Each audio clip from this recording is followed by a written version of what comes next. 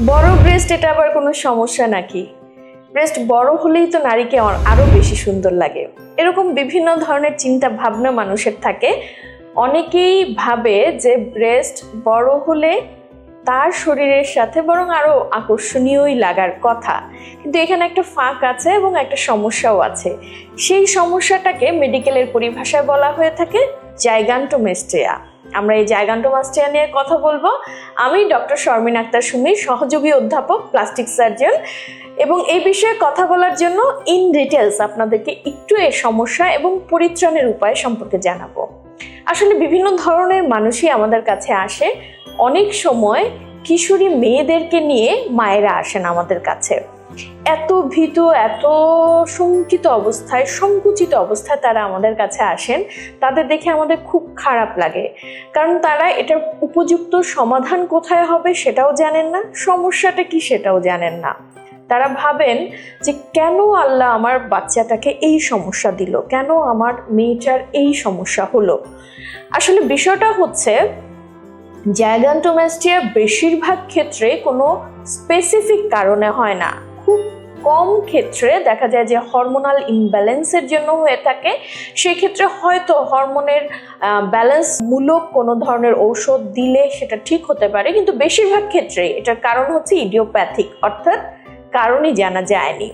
তো এই সমস্যা যখন একজন কিশোরী মেয়ের হয় 12, 13, 14, 15, তখন এটাকে বলা হয়ে থাকে পিউবার্টাল জাইগান্টোমাস্টিয়া। এই সময়ে এটা হয়, এই সময়টায় সবাই, বিশেষ করে যারা স্কুলে যায় বাচ্চারা, তারা স্কুলে যেতে দ্বিধাবোধ করে, কোনটা বোধ করে।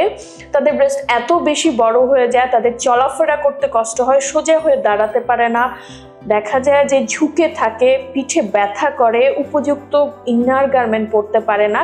এই সমস্যাগুলো নিয়ে তাদের জীবন মোটামুটি এক ধরনের নরকে পরিণত হয়, এবং তাদের ব্রেস্ট কখনো কখনো এত বড় হয়ে যায় যে একেবারে নাভি পর্যন্ত চলে আসে বা নাভির নিচেও চলে যায়।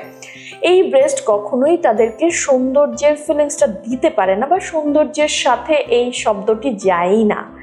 জাইগান্টোমাস্টিয়া হচ্ছে ব্রেস্টটা অনেক বেশি বড় হয়ে যাওয়া, এবং এই বড় হয়ে যাওয়াটা কোনো কারণ ছাড়াই সাধারণত হয়ে থাকে। তো এই সমস্যা নিয়ে তারা যখন আমাদের কাছে আসে, তারা এতটাই শঙ্কিত থাকে যে এই মেয়েটির বিয়ে হয়নি বা বিয়ে দেওয়ার বয়স হয়নি, এই সময় তাদেরকে কোনো অপারেশন করলে পরবর্তী জীবনে কি হবে, এই বিষয় নিয়ে তাদের প্রশ্ন থাকে মূলত তিনটি। একটি হচ্ছে যে অপারেশনের পরে মেয়েটি ঠিক হবে কিনা, অপারেশনটি কি খুব খারাপ কোনো ইফেক্ট ফেলবে কিনা মেয়েটির জীবনে, যেমন হচ্ছে পরবর্তীতে অনেক দাগ থাকবে কিনা, বা বাচ্চাকে সে স্তনপান করাতে পারবে কিনা। এবং তৃতীয় যে বিষয়টি, সেটি হচ্ছে যে এই ব্রেস্ট রিডাকশনের অপারেশনের কোনো জীবন ঝুঁকিপূর্ণ ব্যাপার আছে কিনা। আসলে আমরা তাদেরকে সম্পূর্ণভাবে বুঝিয়ে বলি যে আসলে এটা তার জন্য কিন্তু একটা খুবই প্রয়োজনীয় সার্জারি। এই সার্জারির মাধ্যমে সম্ভব তার সেই স্বাভাবিক অবস্থায় নিয়ে আসা, এবং তার মাধ্যমে সেই স্বাভাবিক একটা জীবনে ঢুকতে পারবে আবার। এবং আমরা এই অপারেশনের সময় যথেষ্ট পরিমাণে গ্ল্যান্ডুলার টিস্যু বা ব্রেস্টের যে টিস্যু, যেটার থেকে মিল্ক তৈরি হয়, সিক্রেশন হয়, সেই টিস্যুগুলো রেখে আসি যাতে তার পরবর্তী জীবনে স্তনপান করাতে কোনো সমস্যা না হয়। তবুও অনেক ক্ষেত্রেই হয়তো হতে পারে, তবে বেশিরভাগ ক্ষেত্রেই তার বাচ্চাকে ব্রেস্ট ফিডিং করাতে পারে। এবং দাগের যে বিষয়টি, সেটি হচ্ছে দাগ থাকে, কিন্তু সেই দাগটি আসলে আমরা এমনভাবে ফেলি যে সে দাঁড়ানো বা বসা অবস্থায় কিন্তু সেই দাগটি দেখা যায় না। সাধারণত শোয়া অবস্থায় সেই দাগটি ব্রেস্টের নিচে দেখা যায়, এবং সেটি প্রথম দিকে একটু বেশি থাকলেও সময়ের সাথে সাথে অনেকখানি হালকা হয়ে যায়।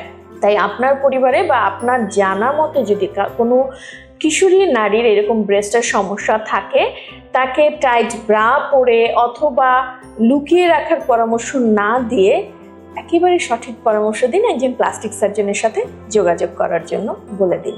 অনেক ধন্যবাদ।